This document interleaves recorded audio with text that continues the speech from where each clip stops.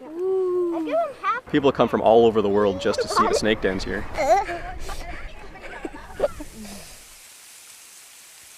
A lot of children are a little more willing to hold the snakes and to interact with them. Sometimes the adults are a little more apprehensive, which I think is kind of odd, that it's almost like the fear of snakes has been built into people as they grow up.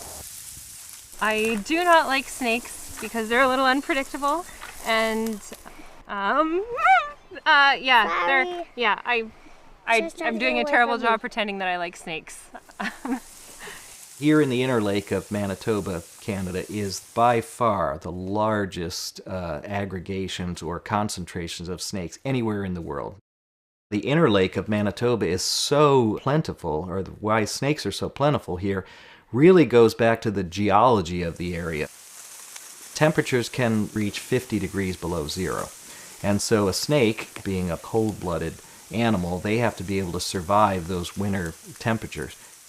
So that here in the Inner Lake region, the limestone bedrock is very close to the surface. And so that allows the cold and the water to crack and fissure the limestone, and it makes great big sinkholes, and that enables the snakes to get below the frost line during the winter. There's a very limited number of these den sites. So all the snakes in an area have to go to that den site that's in their region. And so that's how you end up with literally tens of thousands of snakes being in a sinkhole that might be the size of the average person's living room.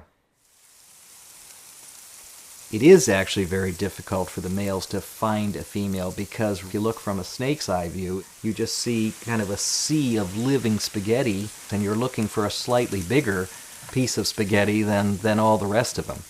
They'll detect the female sex pheromone. The males are very easily able to then go past all the other pieces of spaghetti, if you will, and home in on the female.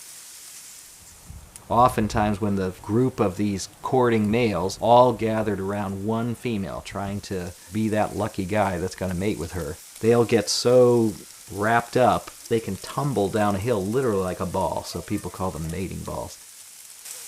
Even though there's tremendous competition for mates, the males are not fighting with each other, they don't have dominance hierarchies, they don't have territories set up like other animals would do in a similar situation.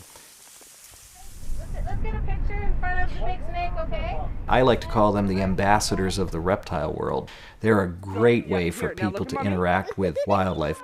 Look at mommy and smile.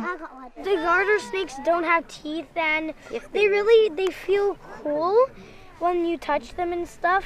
So they don't bite you. They just kind of move around in your hand really fast and stuff. Awesome job, guys. Obviously all the snakes here are harmless. The dens here at Narcissus have been set up through Manitoba Conservation, and the boardwalks have been made and they're regulated.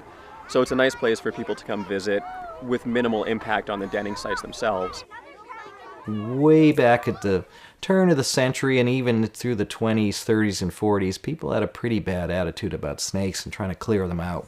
Just times have changed a lot. I think people are much more environmentally conscious.